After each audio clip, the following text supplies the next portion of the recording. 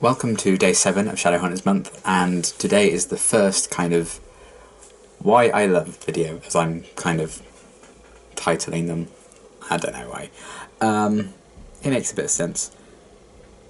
So with these kind of videos I wanted to just put a spotlight on some characters or couples in the whole of like the Shadowhunter Chronicles that I really personally love. And kind of just delve into why I enjoyed them so much. Just to kind of,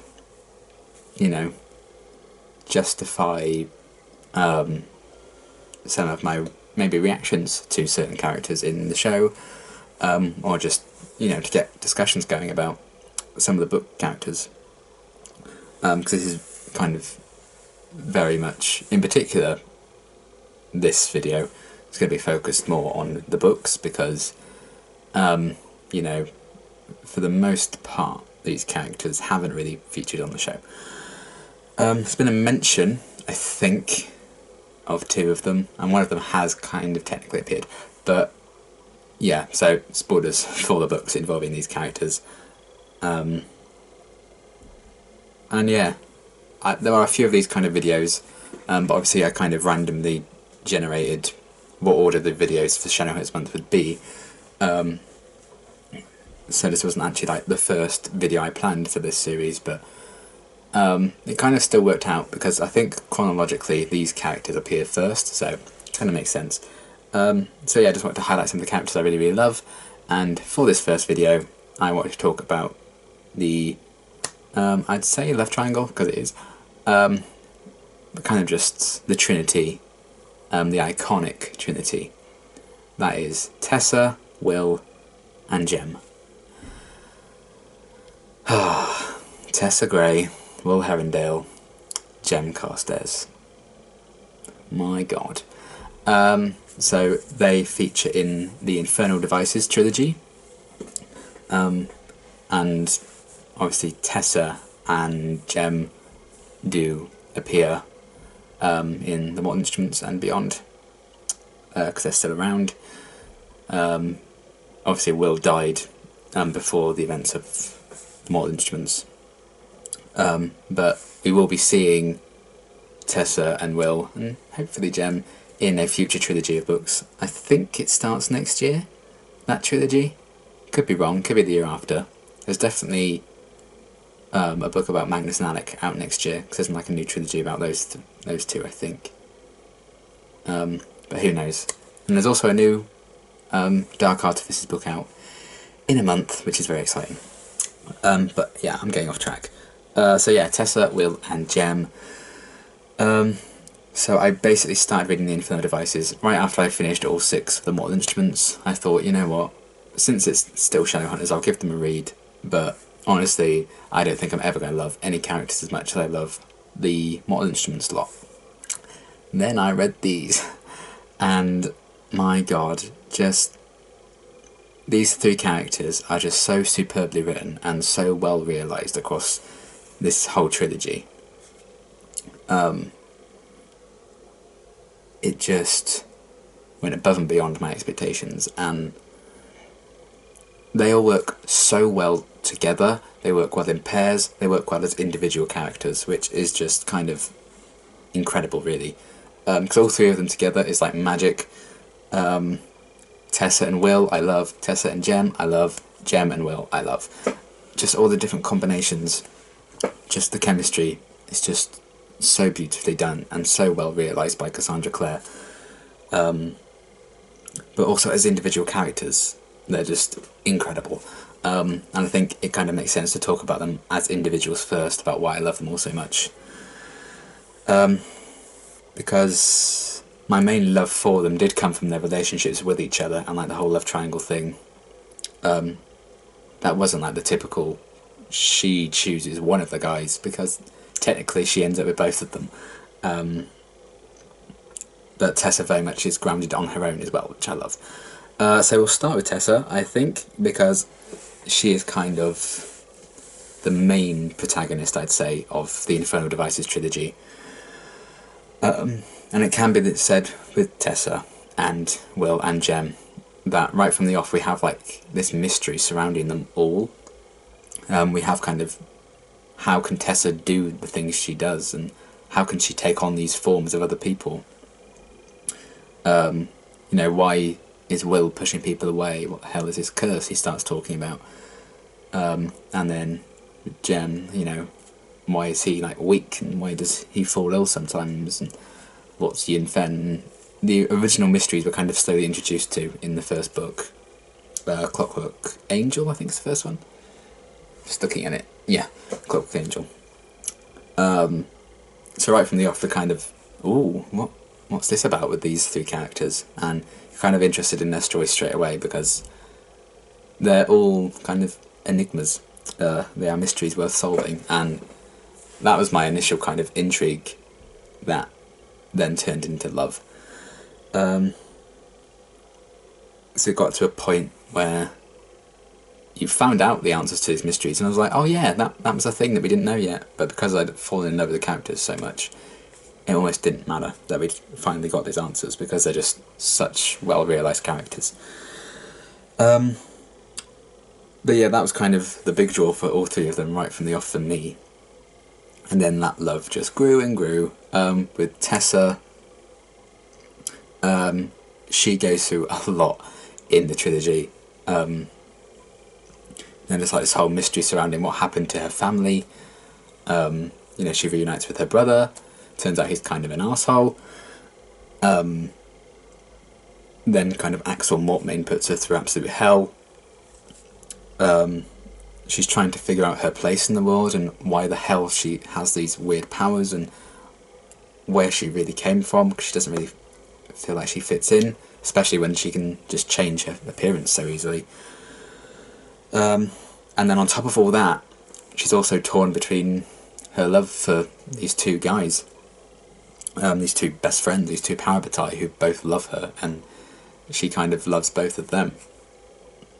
I mean, she's kind of drawn to Will first of all, kind of falls for him, and then she thinks, and because he kind of pushes her away, she thinks, well, that's not going to work, and then she slowly opens up to Jem and falls for him as well, and there's like this real struggle throughout the whole trilogy. She's trying to balance her feelings for both of them, you know, she doesn't want either of them to be hurt, and she doesn't want herself to get hurt either, really, but she's more willing to hurt herself than hurt these two men that she's fallen for. So it's the amount of strength Tessa shows throughout the trilogy and the sheer endurance that her character kind of represents, as well as being like this beautiful person who forms these really nice bonds with people, and she kind of becomes this iconic figure in the Shadowhunters verse. You know, when she shows up at the end of Mortal Instruments, you know, in book 6 with Jem, it's a big fucking deal, and you feel that, and that was even before I'd learned about her in the Infernal Devices. She kind of just has this presence in the books, and you know, it's just elevated, and that's something I just love about her, and she's just such a strong character who goes through so much, comes out the other side, finds out about herself, and she learns to accept herself, which is something I think it's very hard for people to do, you know. Everyone's flawed, and I think it takes a lot of strength and courage to actually accept those flaws and be happy with yourself and who you are. But Tessa kind of manages to do that. And then at the same time, she kind of almost forced into a choice, almost, with terms of like the love triangle. But it's not like, oh, you know, Jem's out of the picture, I'm going to be with Will now, because she loves them both. And she has this amazing life with Will, and she has children with Will, and they have an amazing kind of life together. And then Will dies from old age. Jem is still a silent brother at this point, but then after the Mortal Instruments, he's kind of cured and he becomes Jem again.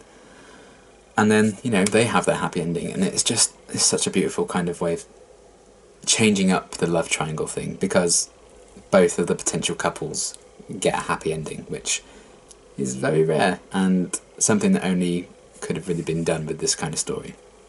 But but I loved the journey we saw Tessa go on, and just saw how much strength was within her, and that's even without, you know, her powers and abilities and what she ends up being able to do. She like becomes this angelic figure when she finally stops Mortmain in the final book, and she has like this great power, but it's not a defining character trait of her.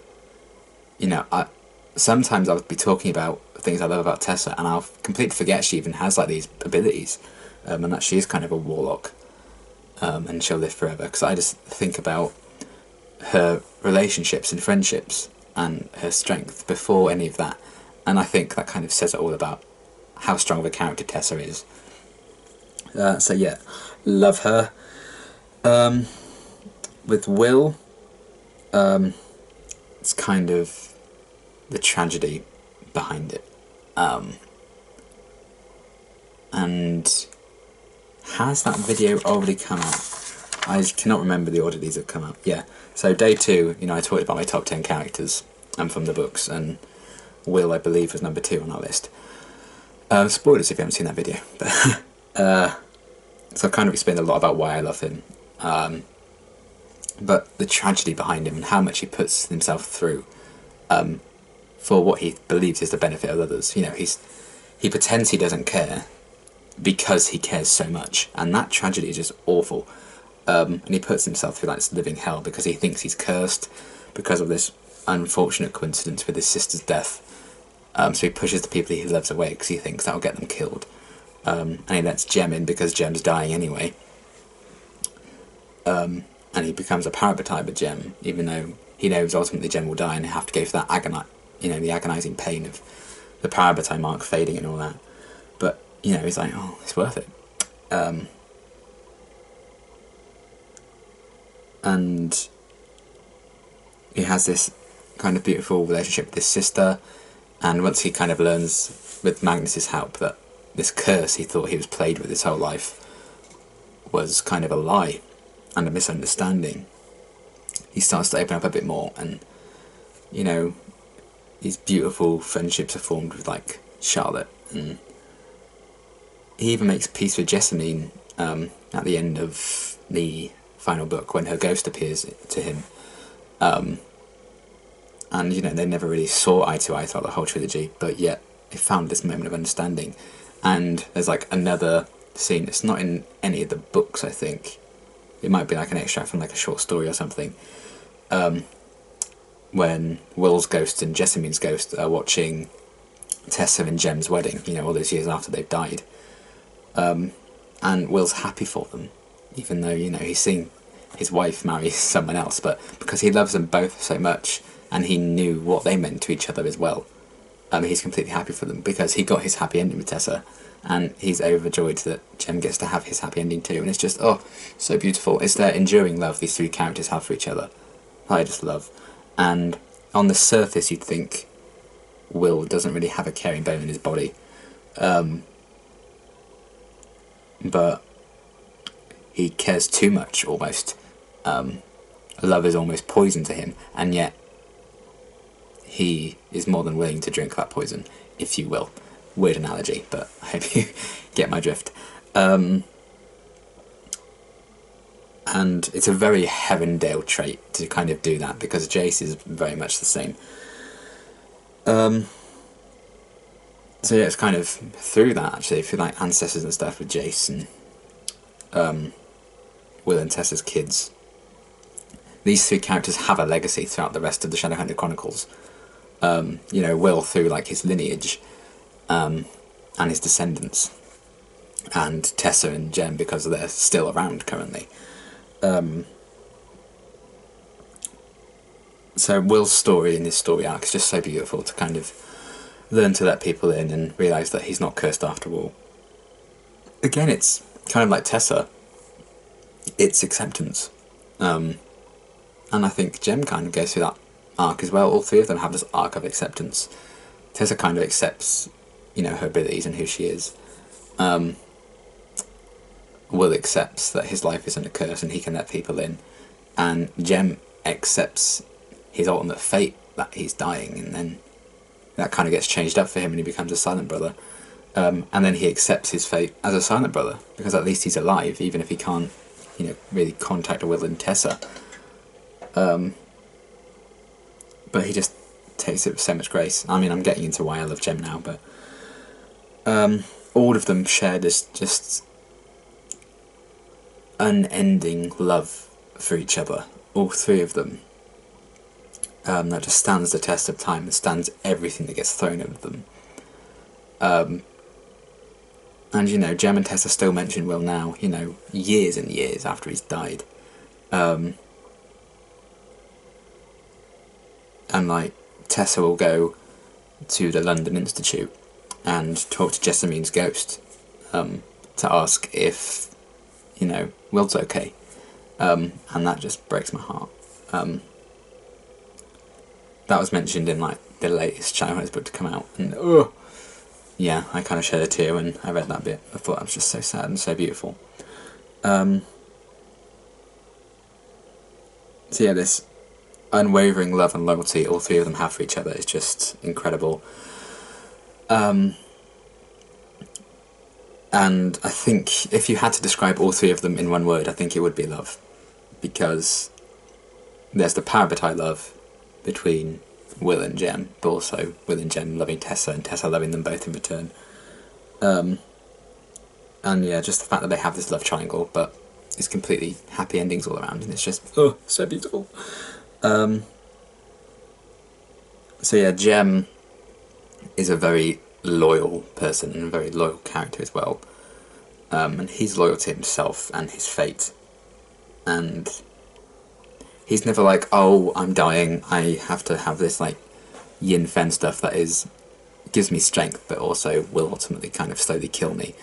And I'm running low on supplies and stuff. But he's never like, oh yeah, feel sorry for me about that. He takes it in his stride, and he still puts his all into everything, even when he's at his weakest.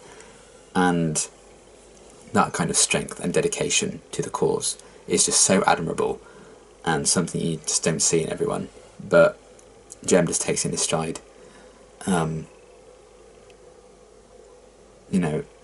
There's Jem, this dying man who might contribute more to a battle than someone who's perfectly healthy and has all this training, which is really quite something.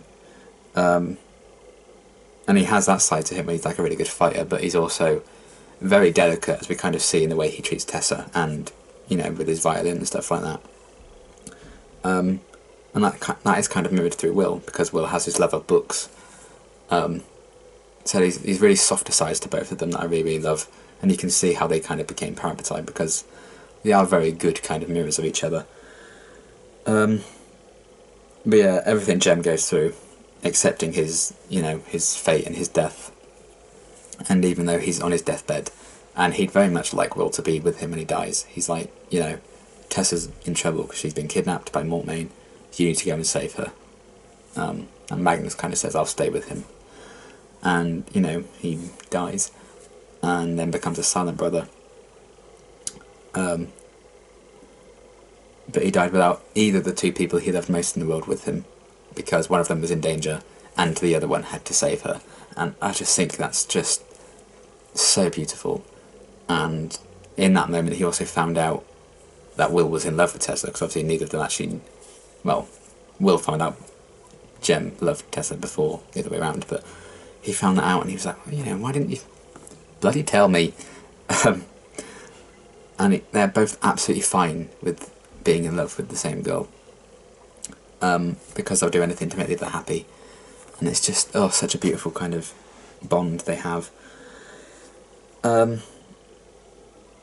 So yeah, they all go through these incredible arcs of acceptance as individuals.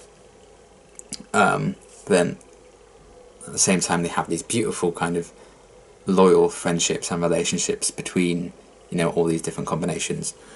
So there is this running friendship throughout all three characters. And there's this sense of love running through it all as well. And all of them go through so much suffering throughout the whole Infernal Devices trilogy. But they'd go through it all again, you know, at the drop of the hat, because they went through it together. And I think that's just such a beautiful thing. And it's just an incredible story. The growth we kind of see throughout the whole thing. They're all kind of...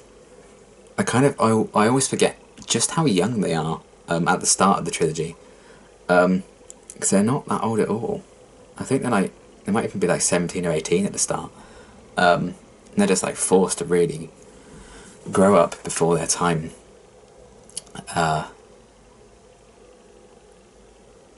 And they push through it and become these incredible adults who are loyal to each other until the end. Even when Jem becomes a silent brother, you know, he tries to check in on Will and Tessa when he can. He's there when Tessa and Will's babies are born, and they even like name one after him, and he cries. And after Will's death, you know, he's there with Will when he dies, and Will only actually dies when both Tessa and Jem are there holding his hands, and he dies with a smile on his face because he's with the two people he loves most in the world. And that's the only way he was ever going to leave this earth. And oh, it's so sad, but it's so beautiful at the same time. And he's watching over them both now, and I just think that's so lovely. And it's heartbreaking that they'll never all be together again for, you know, a very long time.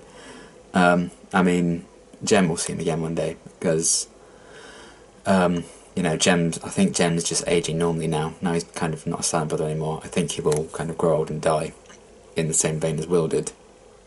It's obviously much later than he would have done, because he was a silent brother for a time, whereas Tessa still looked like immortal.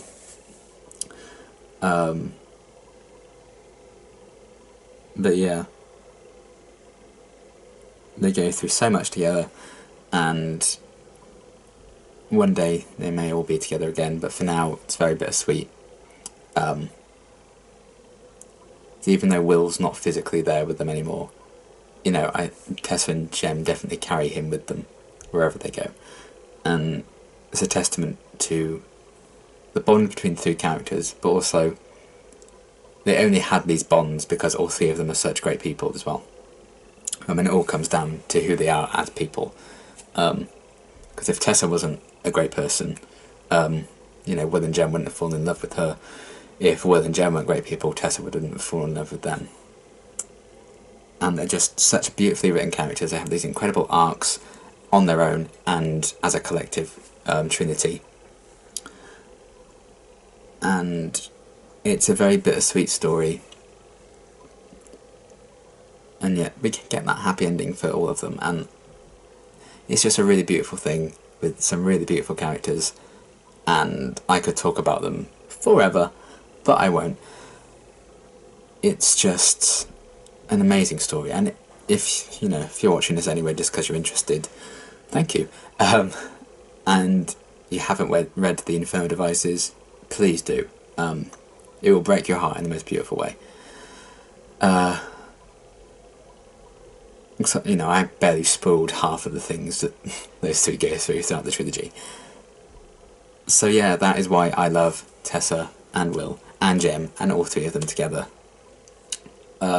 Characters that I absolutely adore, and whose stories will stay with me for a very long time. I mean, I read them almost 2 years ago now, and I still think about some of those certain scenes to this day.